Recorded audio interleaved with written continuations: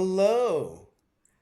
Welcome to Big Ideas Podcast, where the three co hosts rotate roles to explore real conversations, meaningful ideas, and the decisions that shape our lives. I am Mark Steiner, father, founder and CEO of Gig Salad, podcast host here, and so much I'm more.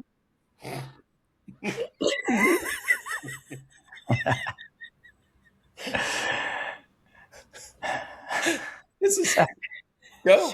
right again. We're keeping this. We're keeping it. Yeah. Mark Oh Steiner. no. I am Mark Steiner. I don't know who else is here.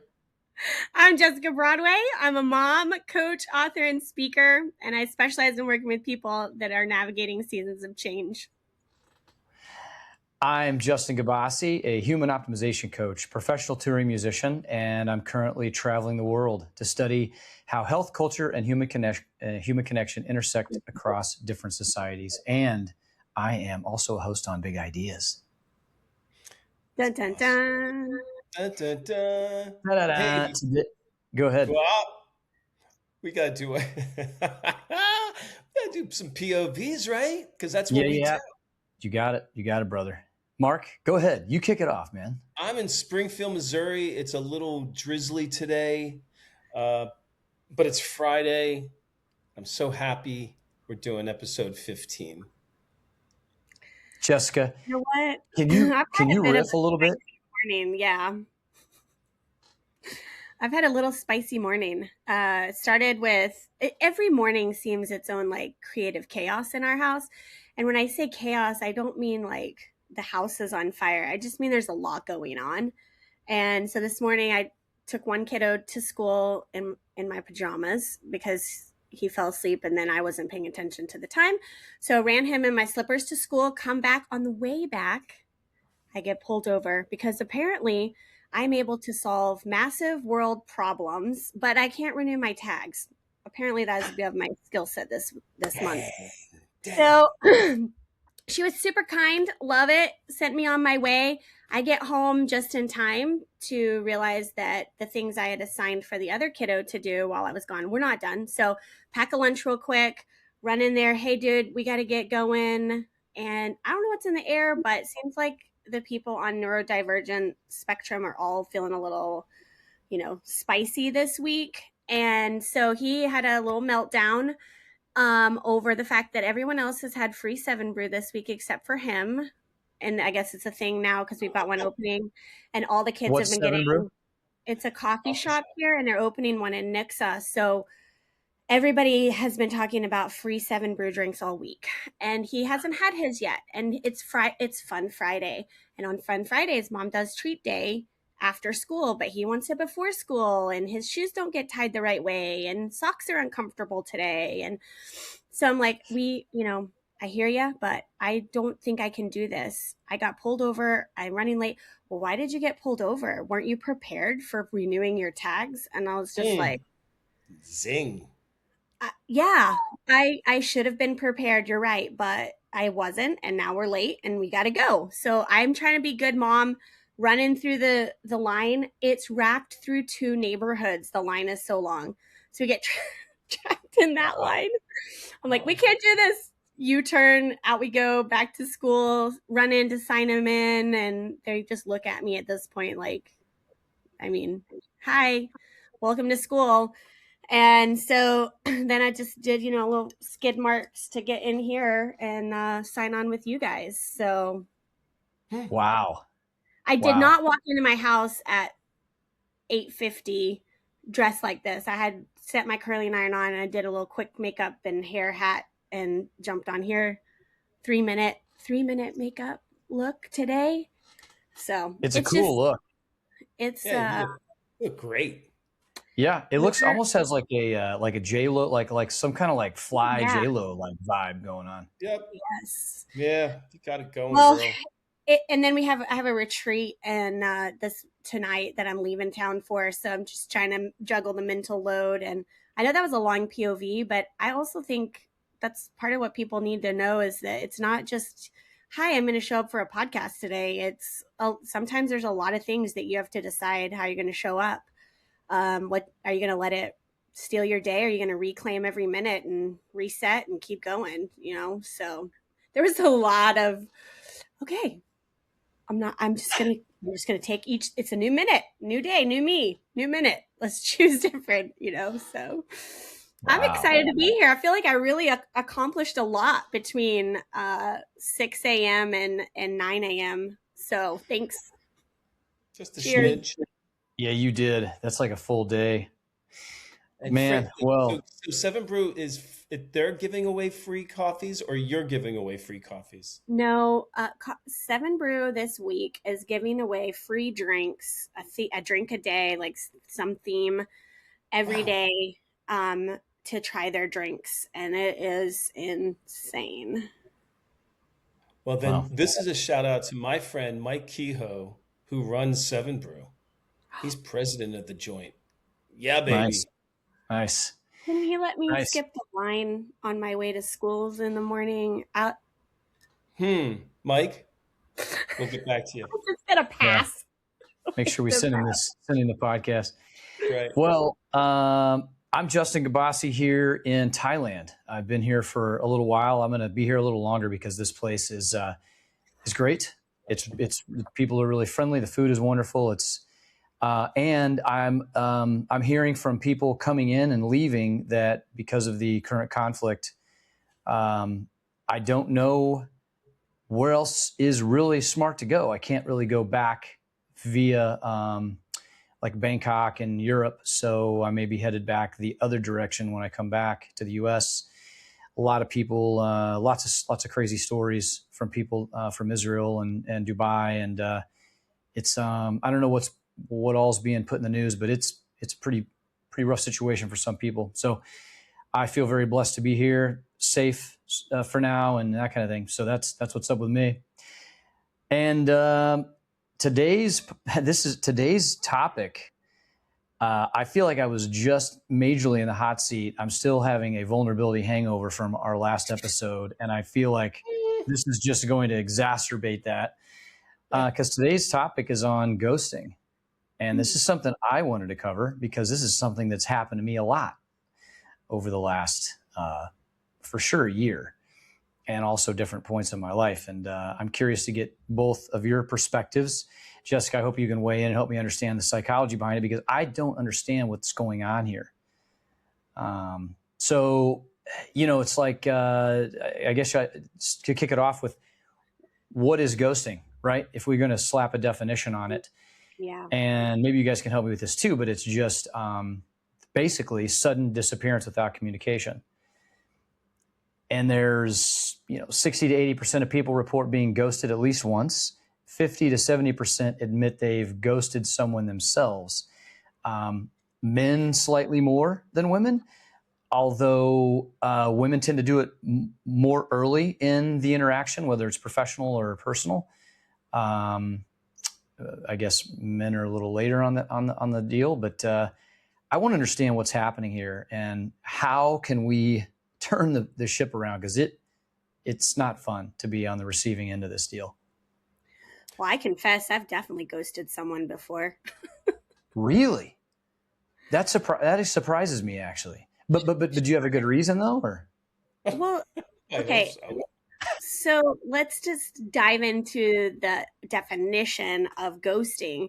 Is there a period of time in which you would assign them that like forever ghosting, or just, so for me, when I hear ghosting, I would agree sudden disappearance without communication, but for what period of time? Okay. So perhaps it's like a week or a month or never ever again. Is that what we're calling ghosting? Or is it just a temporary avoidance of giving a response?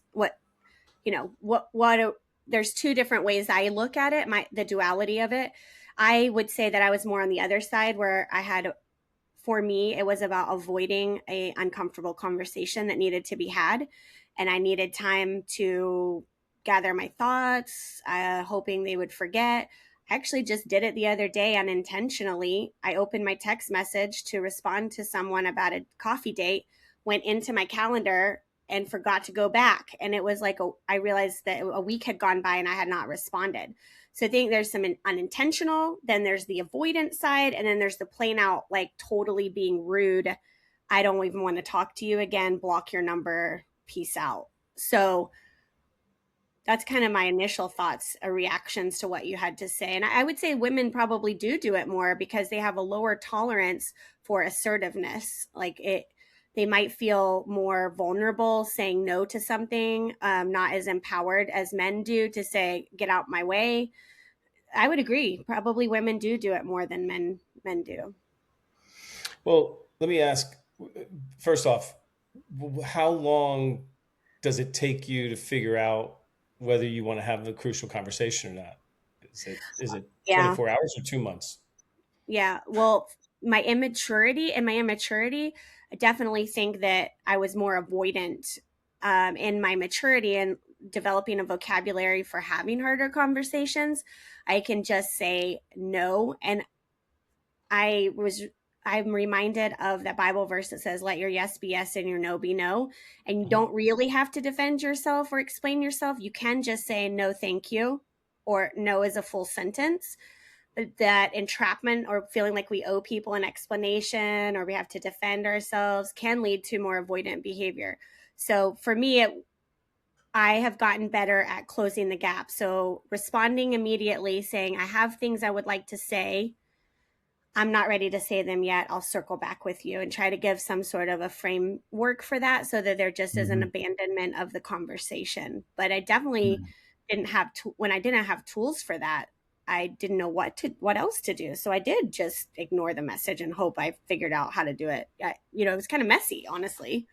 But I think that when the tables get flipped and it's on you, then it feels different. You start realizing maybe I need a different strategy for handling people. I don't feel like this is a thing that used to happen. Like this seems like a new trend, like I don't remember growing up, whether it's my professional life, having a job or hiring people for businesses that I owned or dating. It's like, it seems like this new thing since I re-entered the dating scene.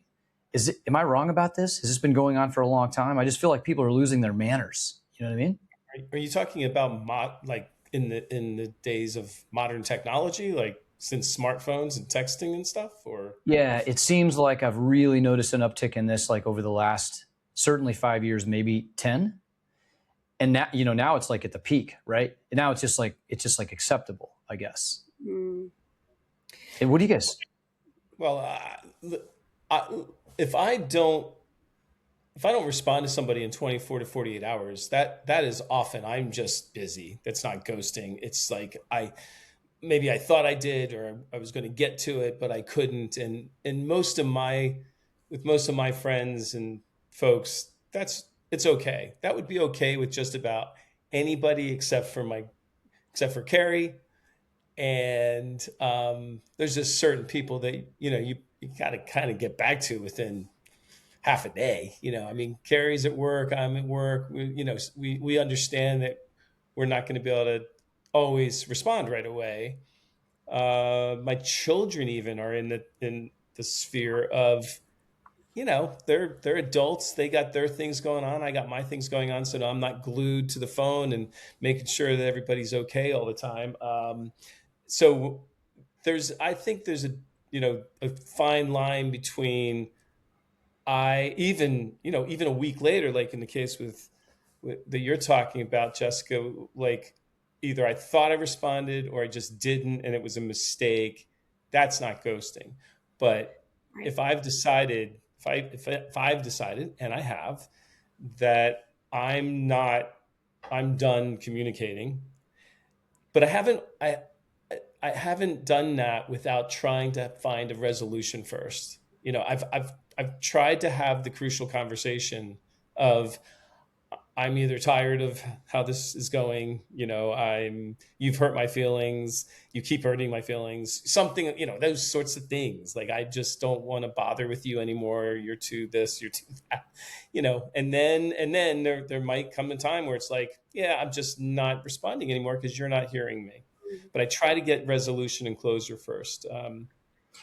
Well, let's circumvent for a minute the relationships like Jessica, you brought up a good point, but a lot of the situations you mentioned are, and what we've been talking about, are established relationships.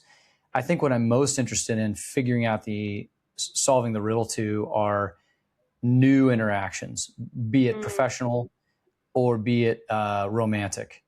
Because, like, I think well, maybe we shouldn't assume this, but I do, and it sounds like maybe we all do, that there's a certain amount of leeway when you have an established relationship already. There's a foundation there. So people already know your character and your morals and stuff like that, like your kids or whatever. They know, dad's busy or whatever, mom's busy.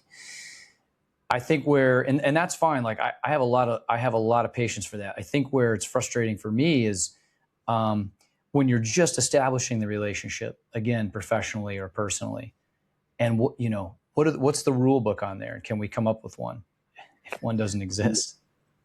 Okay, so I'm glad you added a layer of distinction, because I think that the word ghosting gets applied in many different ways. Sometimes humorously, sorry, I ghosted you, following back up with this, right? But then there's that very literal initial bonding. Oh, we have something here, reach out for the follow-up communication, and then nothingness, right? And I don't know that I've ever done that to anybody, that in that definition of it. That being said, I have had it done to me professionally, like reached out to somebody to follow up. We had a good maybe initial meeting. They asked for follow-up information on working with me. And then like, I can see you read the message. Like, what's going on? Yeah. So I try to apply I try to never assume that they are ghosting me. So assuming the best and advocating for myself. So, hey, I recognize things get busy. I'm guilty of checking messages, thinking about it, and assuming I responded only to find out I didn't. Just wanted to bump this to the top of your radar. If your commitment level changed, it's totally cool. Just give me a thumbs up and I'll move on. But I didn't want the lack of follow-up to be on my part. So I will usually do that and state my expectations really clearly and give them an out. I don't want to convince you we should work together, right? And I'm not in a dating season, so but I don't also want to convince people they should be friends with me either. If we meet a mom out at the park and it's like, hey, you want to go hang out? In fact, I had a mom tell me one time, we were at the park and our kids went to the same school, or they were in the same like play group thing that were going into the next school together. And I said, hey, yeah, we should switch numbers. And she's like, well, what school? I'm not going to say the name of the school, but she asked where my kid was going to go. And I said that I wasn't sure. And she said, well, then we don't even need to trade numbers, because I don't make friends with parents whose kids go to different schools, because it just never works out. And I totally respected her for that. So I definitely feel like honesty. And I looked at her, I was like, I respect that.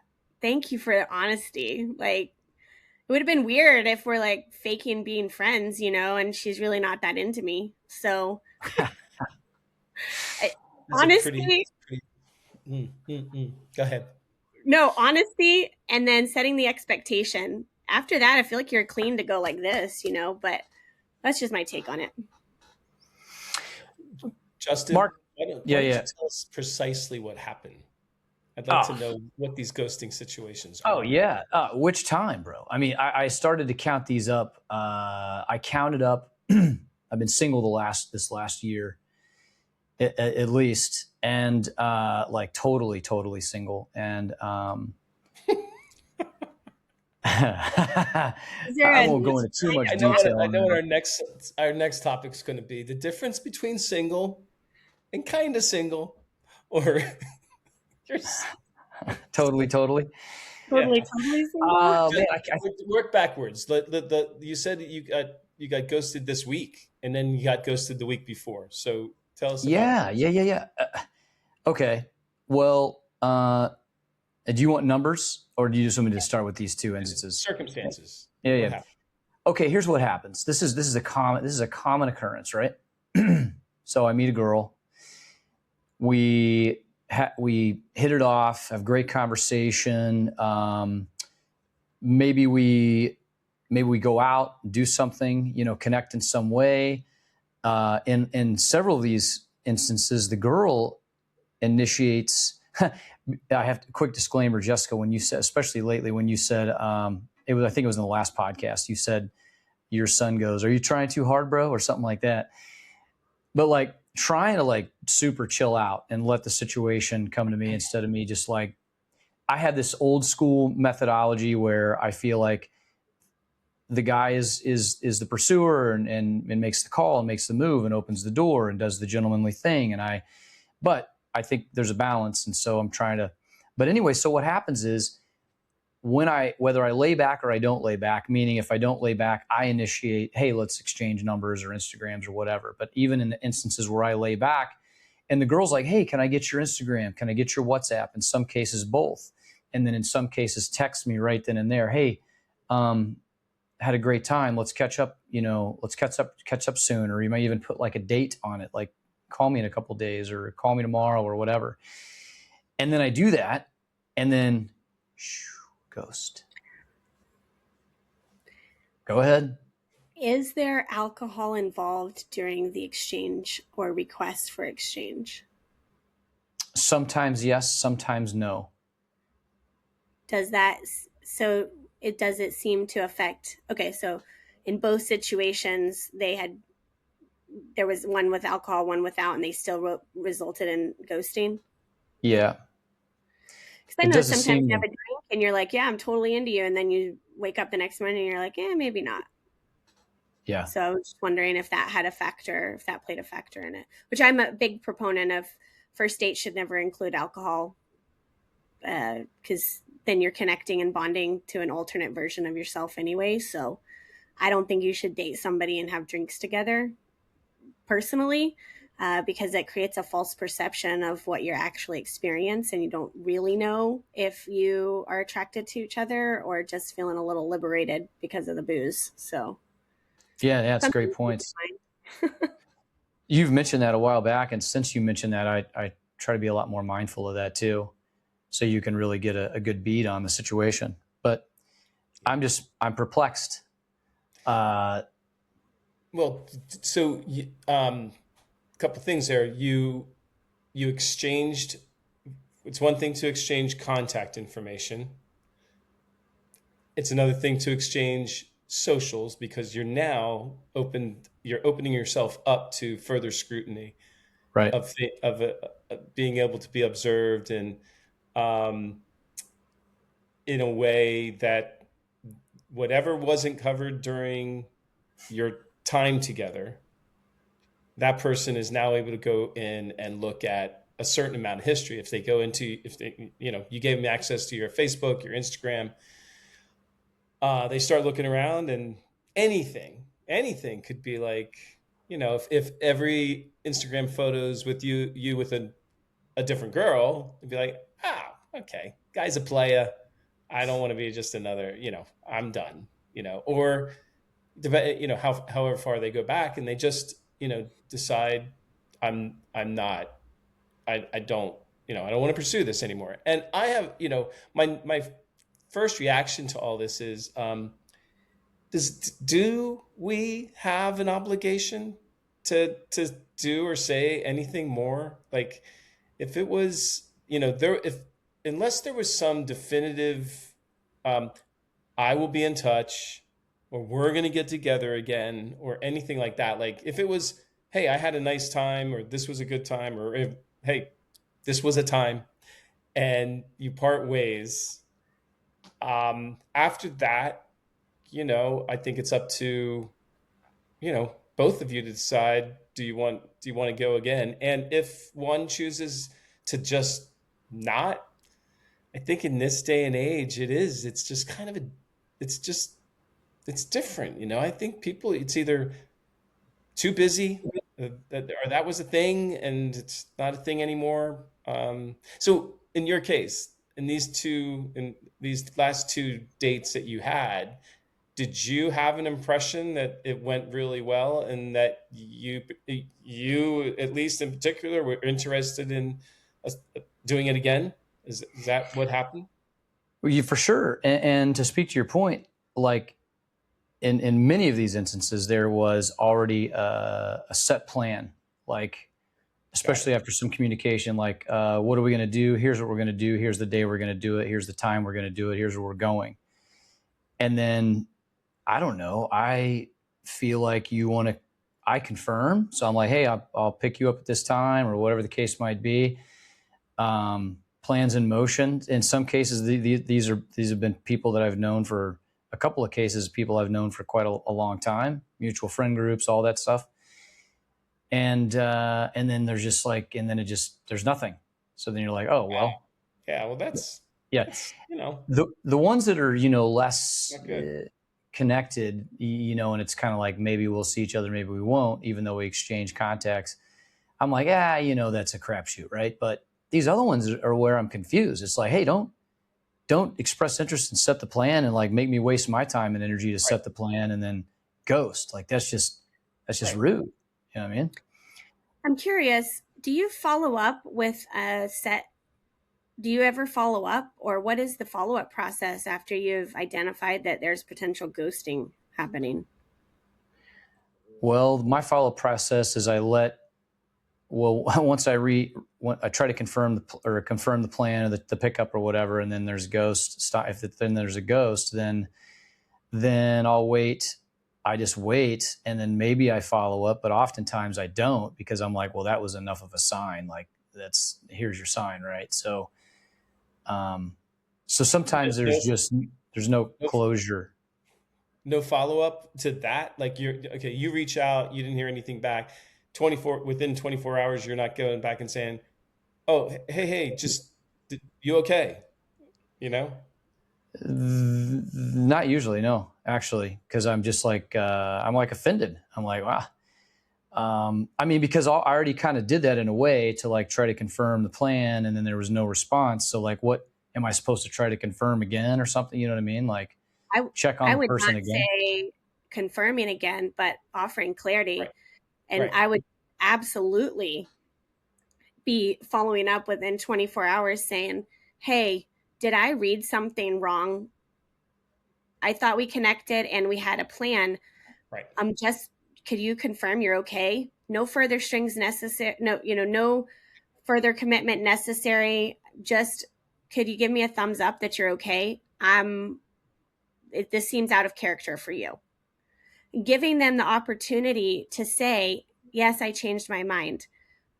No, actually, I lost my phone and then I felt bad, so I didn't follow up, or any number of reasons. But you owe it to yourself to ask for closure on something. And, maybe our listeners disagree, and I would love for them to put in the comments how they really feel about this, and maybe send us a message about it, because this is something I think is personality driven, also past experience driven.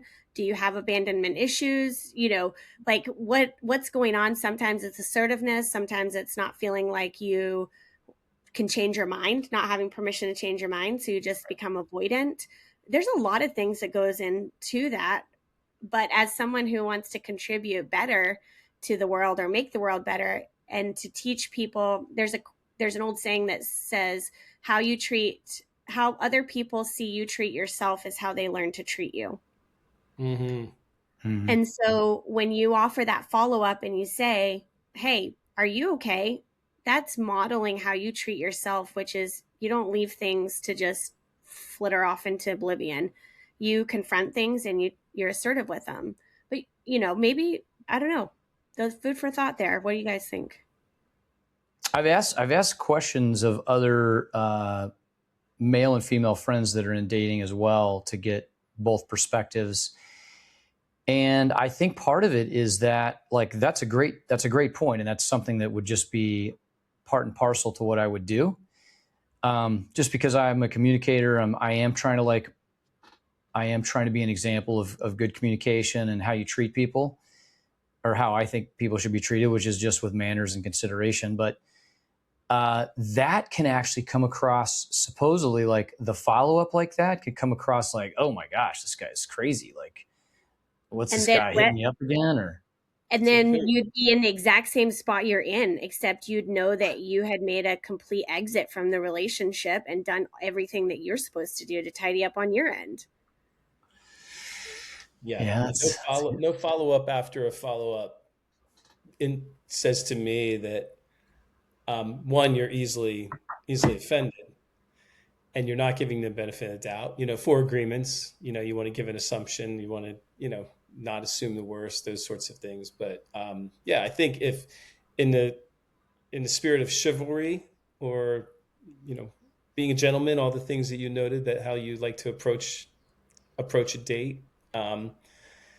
Just like you want to open the door, you want to make sure that you know make you follow up, make sure your date got home safe, and and and and no expectations here. Like Jessica said, this is not about me. I'm not a follow up after following up is not stalking. You're just checking in, and after that one, be like, and then you might even do a third one, just saying, hey, I get it. I still hope you're okay, but I'm assuming that you're just cutting me off here. And if that's the case, I wish you well. I bid you adieu. Like, to have this, like, I'm not sure how much buy-in you have in a 3 or 4 hour first date, or if you're saying it was over a series of time, and I think, be willing to move on, because you sound, if it was ghosting, you dodged a bullet, of somebody that's showing you their character, Yeah, conflict, conflict avoiding and people pleasing and all those sorts of things. it's it's a good idea, but like I guess the playbook from what I'm hearing from other people is that like one follow up might be acceptable and might come across like okay, but then especially the third one, now you're getting into like this guy's a stalker kind of like this is what I'm hearing from like other people in the dating scene. And also in addition, it's like if you get ghosted once, you're like, okay, I can take a hint, and it's also sucks and it's uncomfortable. It feels crappy, right? So then also sometimes you just don't want to like go on with the second, give them another chance to like twist the knife. So sometimes it's easier just to like go ahead and bow out, be like, all right, I get it, not interested, I'll move on. I still think that's kind of rude, but whatever. Um, Well, Jessica, are you glad you're not in a dating world? Yes, but I Me kind of too. still am, right? I mean, we date our 40? clients. Oh, We oh, oh, yeah. I see. in Yeah. in the professional side of this, you have a volley of relationship and rapport building as you try to build your brand and try to invite people to come hang out with you in the friendship in the mom world. I feel like when my kids were little, especially, that it was like dating other moms, like, let's go to a play date, and let's see if we can play well with others, and let's see if we have anything in common, and let's see if I feel insecure around you, or like there's a whole nother level of it that happens when you start trying to find people that you can hang out with, um, and that also their friends, their kids like your kids, and like we can all get along. So yeah, it's but I also feel like I'm kind of a person who is very open and honest about expectations, and I'm just curious when I'm hearing you talk. Man, I wish I could be a fly on the wall, and I just want to like totally nerd out and analyze like the whole micro expressions, and I want to see the whole thing unfold and be like, there it is, ladies and gentlemen. There's the moment where I can put money that there won't be a follow up. Like, I wish it was like that, right? Me Right. too. I wish that Um, too. I would take you along like in my pocket. but I'm curious if these situations, do you state the expectation you have for the outcome, or do you just leave it? Because like I learned that in sales 101 is don't ever leave without stating the intention of what you're planning to do next. It's like, hey, I recognize that you show a little interest here. If I send you something, will we be able to follow up later? And then, like, hey, if for some reason you change your mind and don't want to follow through with it, it would be okay to respond to my message that you're just not interested anymore. Like, I frame it so it's so easy for them to follow through with what makes both of us feel comfortable and give our best yes in the end of the day. And it has cut down considerably on the amount of ghosting. I mean, I was in actively building in network marketing for 10 years. Do you know how much rejection and ghosting that happens in that industry?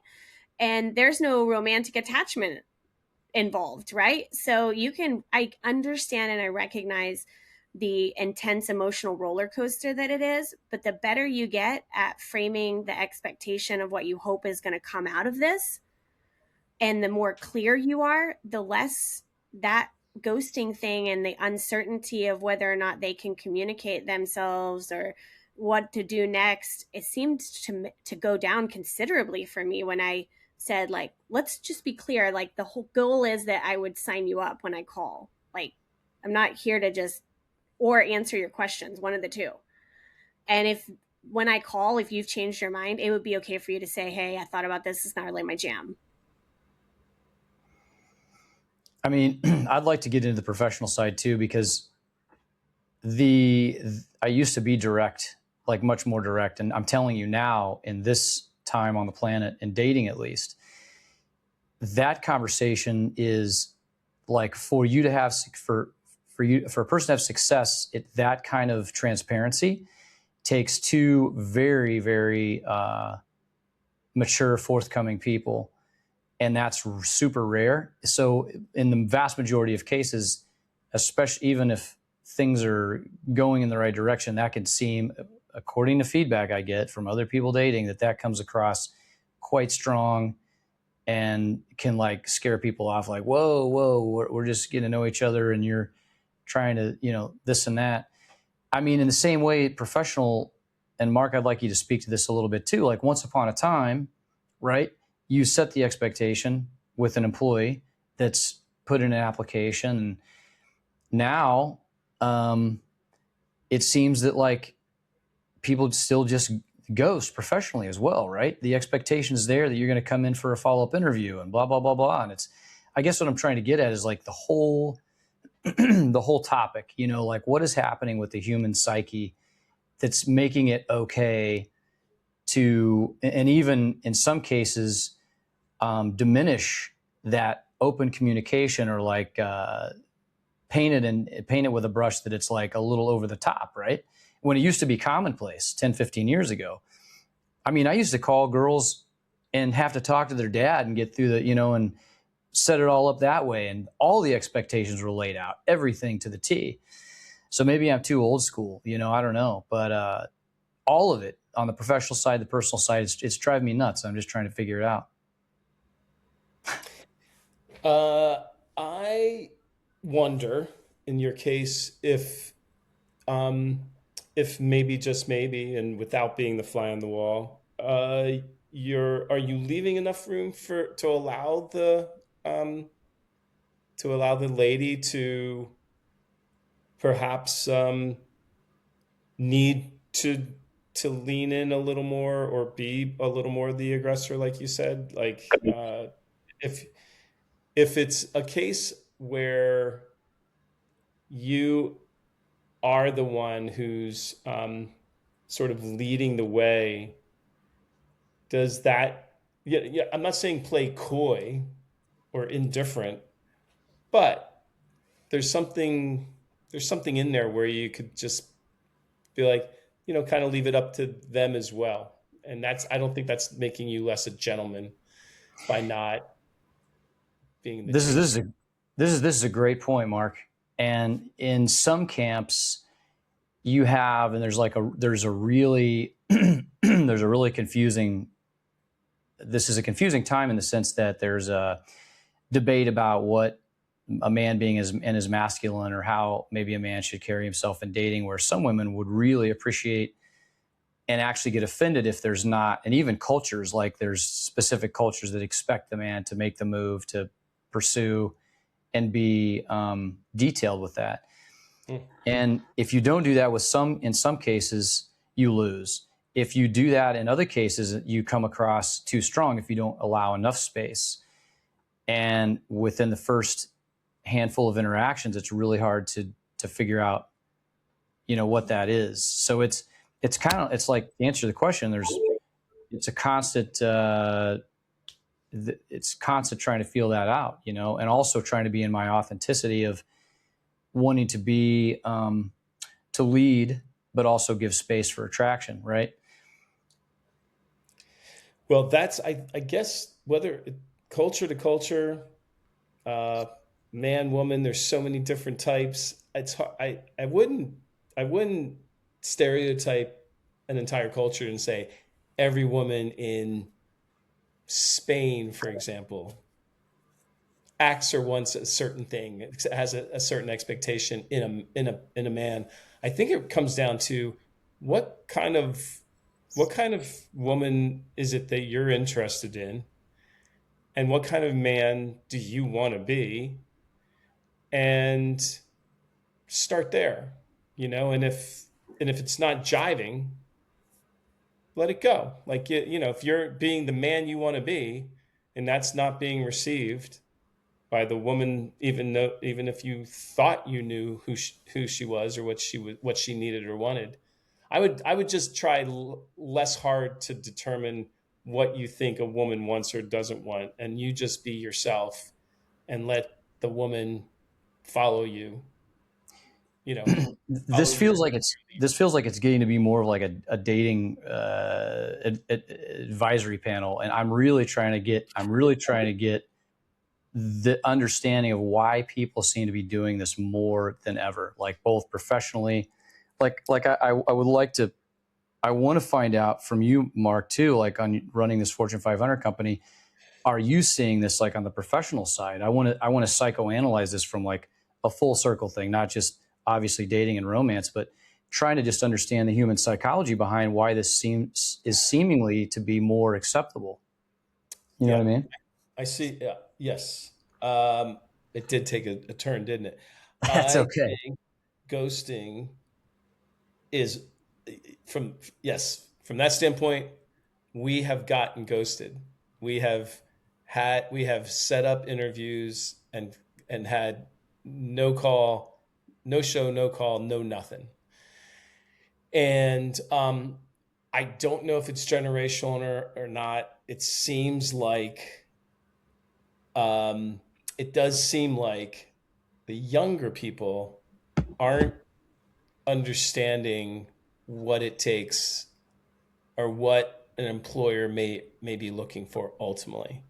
And Mhm. it's those soft skills, the personality stuff, the character stuff is what we always hire for. It is, um, do you have a good attitude? Do you know how to show up? Do you know how to communicate? Do you know how to, et cetera, et cetera? And I think that, that's not being taught. That's not being taught in the colleges and the universities enough. And I just talked with a professor from Missouri State about this. Like, what could she do differently, or what could she add to the curriculum within the department to make it so that her students are more employable. Hmm. So I'll speak to this. I'll just jump in here. What we are seeing in the landscape of raising kids right now is there is a generation that went completely like deep dive tech.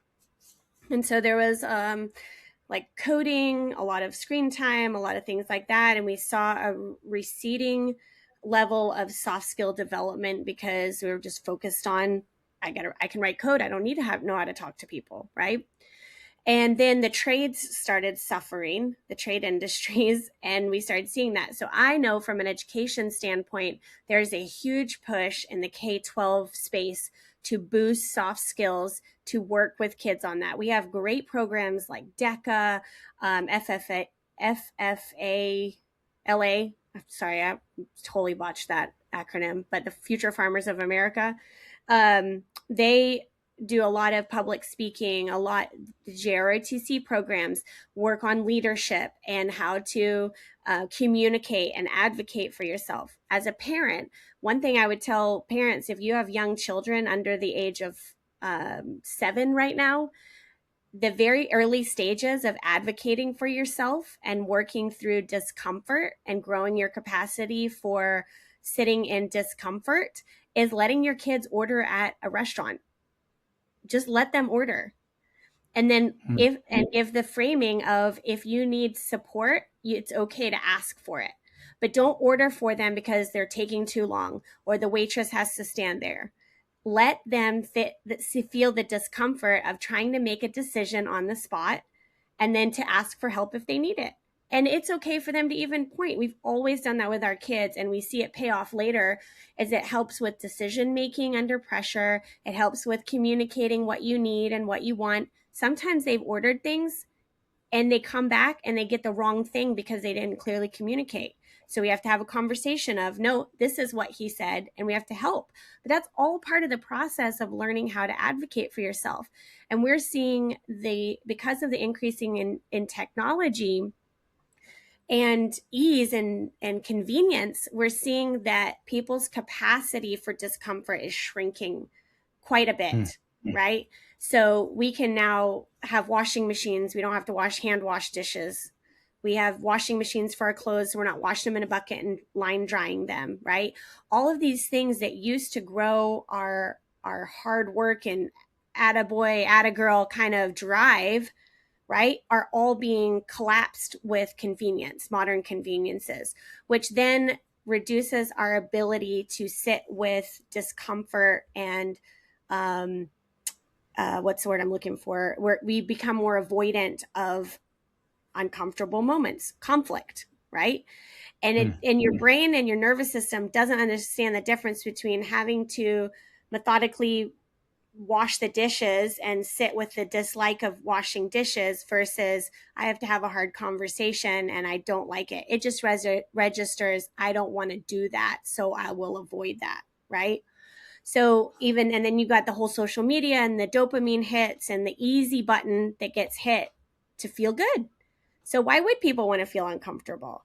So if we're going to do something different, we have to start letting things be uncomfortable and not wanting to rescue people from every uncomfortable moment that they experience. This starts with the generation that we're raising right now, but also holding people socially accountable in the peer-to-peer area. If someone's behavior isn't acceptable, we do have to say, hey, that's not okay.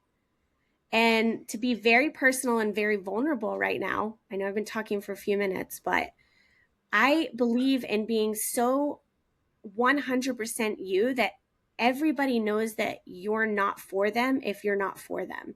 And when I was dating and I was younger, in my younger years, I had this very standard conversation with every guy that got interested in me. And it was about our physical relationship and how that would not be a part of our relationship past kissing, hugging, whatever, until we got married. And I got some crap for that. I really did. And I've had one guy tell me one time, he's like, you're the girl everybody wants to marry, nobody wants to date. And I would get dropped like, probably after week 1, week 2, it's like we had the talk and I was like, hey, just so you know. And they're like, why do you need to say that? Why can't you just let the relationship be chill and like see where it goes? And I was like, because I know myself. I know I'm going to like you a lot and I'm going to want to compromise my standards because it's uncomfortable to tell you no. And I don't want to be that kind of person. And I did that for years. And I had a girlfriend tell me, you shouldn't do that. Just don't be so serious. And I was like, this is who I am. And if they're not for me, then they should know that right away. And so when Josh and I started dating and we had that conversation very early in our relationship, and his answer on the other end of the line was, I'm so glad you said that. Me too. I knew we had something special, but it took a long time. I say a long time, 20 years of my life, but we got married when I was 20, and it's not the same thing for you. but it paid off to hold out on what I wanted and to be bold enough to say, like, this is who I am. I know I'm intense. I know I'm a lot and I have a lot of words, but dang, I don't want to be with somebody who doesn't love that for me and doesn't love that about me. So that's my I love that. box. Yeah. It's like that. That's what I'm looking for right there. Like, why is that not more ubiquitous? Like, that's all I'm saying. Like, just put it on the line, whether it's a employment thing or whether, hey, dude, I'm just not into you, or whatever the case might be. Like, what has happened to that? It's that thing right there, Jessica, that I feel like, is it just me, or is it like slipping? You know what I mean? And how do we get it back? Can we get it back? Social accountability, and nobody wants to have it. Everybody wants a get out of jail free card.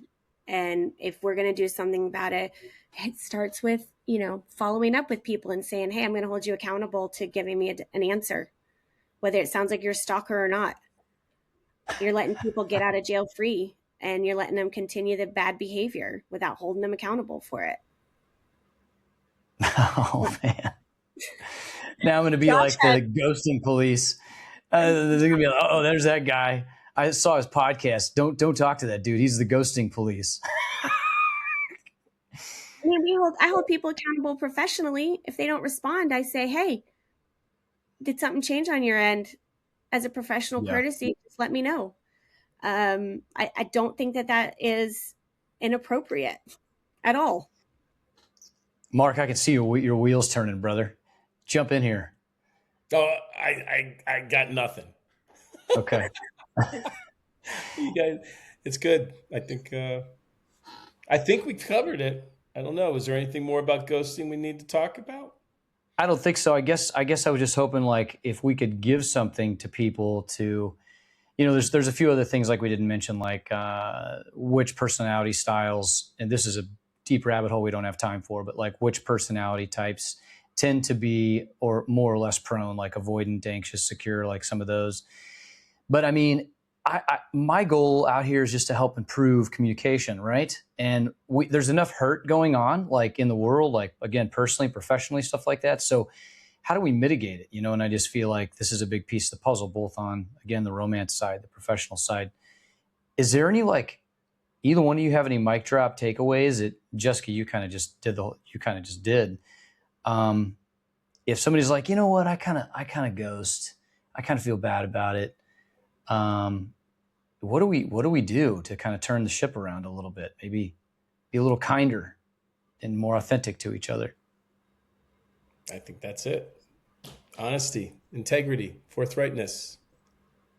Just be who you want to be and need to be, and those who don't reciprocate that, then you have the right to do your own form of ghosting. Just move on.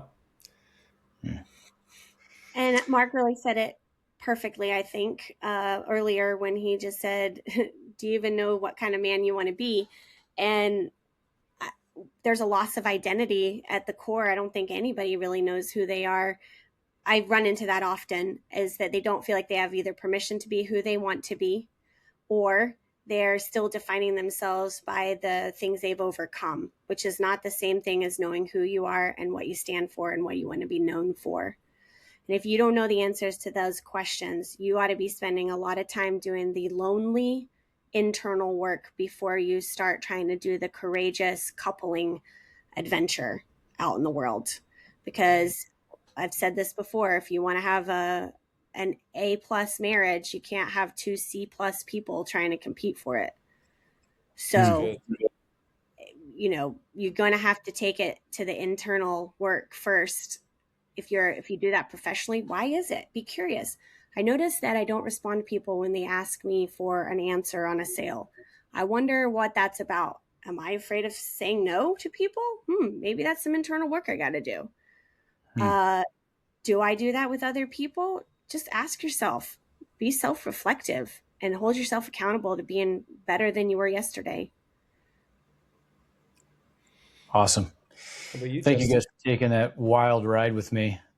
That was good. Yeah. What do you want to say to people? I just want to tell people to be more transparent and kind. It's just like, don't do to others what you wouldn't want done to yourself. Mm. That's what's up.